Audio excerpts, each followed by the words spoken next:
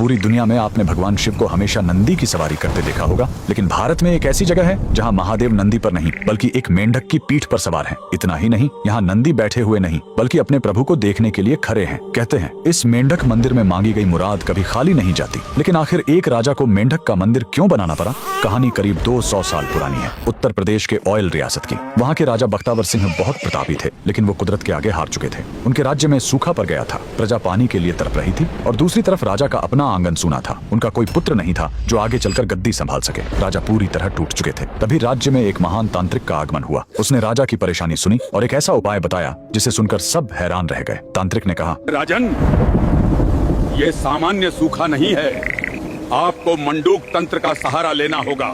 मेंढक ही वो जीव है जो बादलों को बुलाता है। आपको एक ऐसा मंदिर बनवाना होगा जो मेंढक की पीठ पर टिका हो।